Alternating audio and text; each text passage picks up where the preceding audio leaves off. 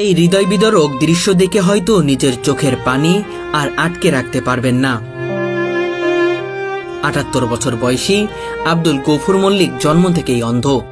তবুও জীবনের একেবারে শেষ প্রান্তে এসে বেঁচে থাকার তাগিদে হাটে বাজারে, বাসে, ট্রেনে, রেল স্টেশনে, এমনকি রাস্তায় রাস্তায় ঘুরে নিজের হাতে বানানো নারিকেলের নাড়ু বিক্রি করে জীবিকা নির্বাহ করছেন। আমার মার পেটের থেকেই আমি জন্ম অন্ধ। তাহলে চলাচল করেন কিভাবে? আল্লাহ চালায়, যে আল্লাহ সৃষ্টি করে পাঠাইছে সেই আল্লাহ মানে চালায় না। এটি শুনে হয়তো অনেকেই মেনে নিতে পারবেন না, তবে কষ্ট হলেও এটি নির্মম সত্য। বয়সের ভারে পিঠ বেঁকে গেছে, শরীরের চামড়া কুঁচকে গেছে। তার প্রতিটি পদক্ষেপ যেন বলে দেয় শরীরটা আর আগের মতো সাড়া দেয় না। পা টিপে টিপে চলতে হয় তাকে। কষ্ট যদি হয় তাতে তো আল্লাহ কইছে কষ্ট করে খাবে। নবীদের শিক্ষা করুণা, ভিক্ষা মেহনত করি খান।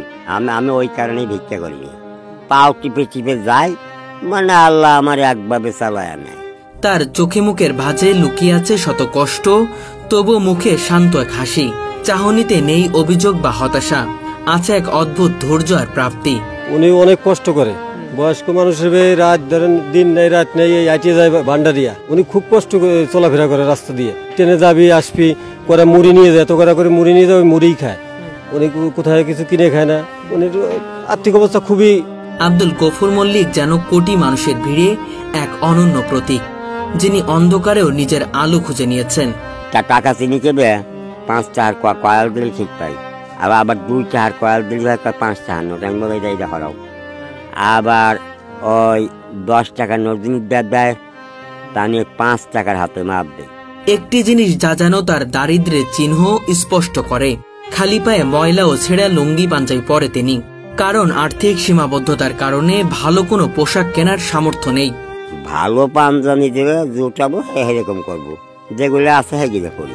ভালো যদি আল্লাহ কোনদিন ভালো করে বা ভালো যেদিনকে দৈন্য সেজে চলে যাবো, সেদিনকে যায় ভালো ঘরে হবো, সেদিনকে ভালো।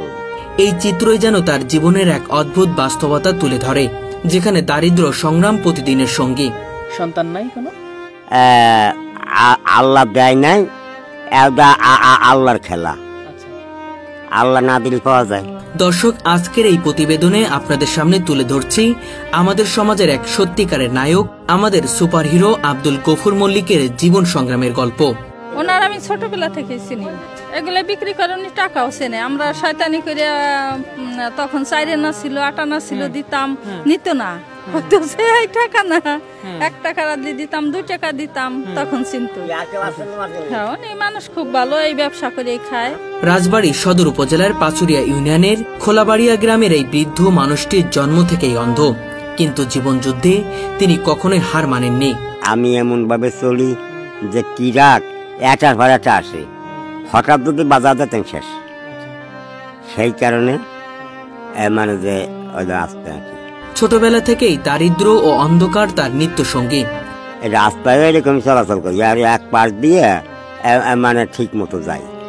আবার যদি কারোর দেখলাম দেখাতে বলে আমার ধরো তো একটু, আমার একটু ইয়ে দাও, তা মানুষে দেয়। মাত্র 9 বছর বয়সেই শুরু হয় তার সংগ্রামের পথ চলা। ঢেকি পাড় দেওয়ার কাজ করতেন তখন। ছোটবেলায় কাজ টাজ করার ভিতরে মানে আমার কোনো বড় বোন ছিল না, এই দান বানছি দেখিতি। কিন্তু ভাগ্য যেন কখনোই তার পক্ষে ছিল না। 16 বছর বয়সে তার বাবা তাকে বাস স্ট্যান্ডে ভিক্ষা করতে বলেন। সেই কথাই গভীর কষ্ট পেয়েও তিনি দৃঢ় সিদ্ধান্ত নেন, ভিক্ষা নয়, নিজের হাতেই পরিশ্রম করে জীবন চালাবেন। এক সেবেলা করে আত্মা তুলে টাকা নেই, আমার হলো আমি ছোট ব্যবসা করবো না। তাই খাবি কি বলবো, আমার খাওয়াবি আল্লাহ। মাত্র 5 শিকে পুঁজি নিয়ে কিনেছিলেন 5 প্যাকেট বিড়ি। সেই দিয়ে শুরু হয় তার প্রথম ব্যবসা। এই 5 টাকায় ছিল তার আত্মসম্মানের প্রতীক। 5 শিকে দিয়ে 5 প্যাকেট বিড়ি নিয়ে, বিড়ি ছিল 4 আনা করে, বেচতাম 5 আনা করে।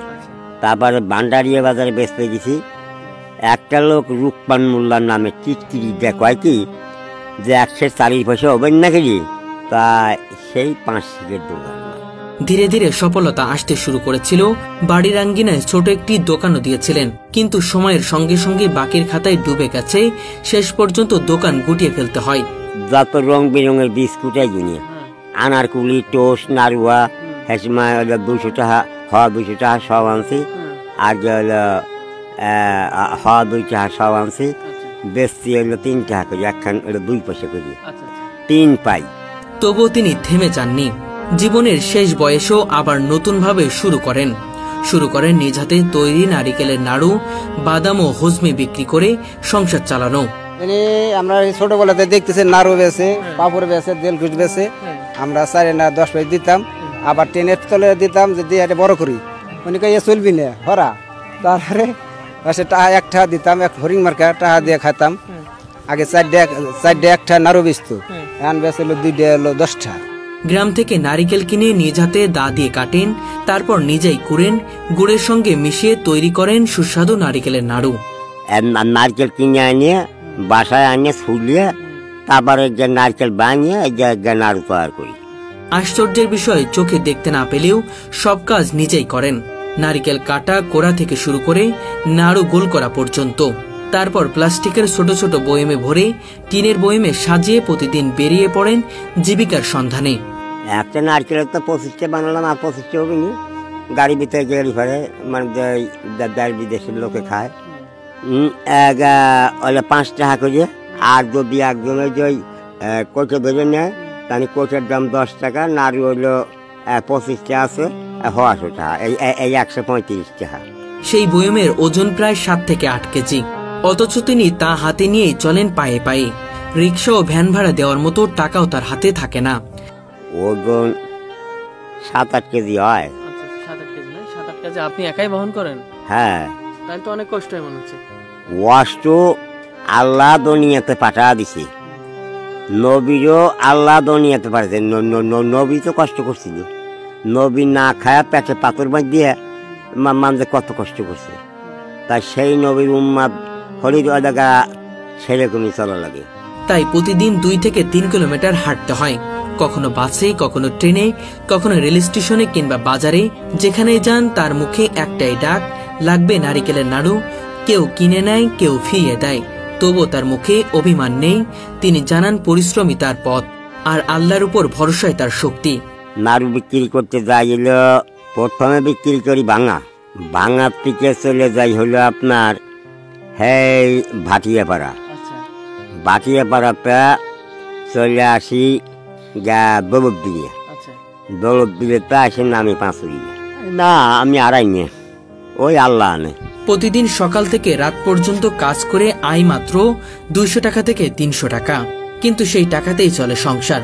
হরে আল্লাহ জিরো বান্দায় আমি নবীজির উম্মাত, দিন তারিখের খেলাধুলা করিতাছি দুনিয়ায়। 78 বছর 8 মাস বয়স দিলাম পরিচয়, নাম ঠিয়া আমার গফুর মল্লিক সবাকে জানাই। পিতার নাম শ্রী সাধু মল্লিক, খোলাবাড়ি আর গ্রামে বাড়ি সবাকে জানাই। গফুর মল্লিকের পাশে রয়েছে তার জীবনের অন্ধকারের আলো ছড়ানো সঙ্গী স্ত্রী নূরজাহান বেগম। নাড়ু তৈরি, বাদাম ভাজা কিংবা বয়ম গোছানো সব কাজে নীরবে সহযোগিতা করেন তিনি। আমি তা তৈরি করি, আমার স্ত্রী তৈরি করে, আমার বিবি সবকিছু আমি কি করি, উনি পাক দেয়। তাদের কোনো সন্তান নেই, তবে বড় ভাই কেরামত মল্লিকের ছেলে বাতেনকে নিজের সন্তান হিসেবেই বড় করেছেন। বাতেনও এখন তার বাবা মায়ের মতো মনে করেন। তবে অর্থনৈতিক দুরবস্থার কারণে গফুর মল্লিকই এখন সংসারের দায়িত্ব নিজের কাঁধে তুলে নিয়েছেন।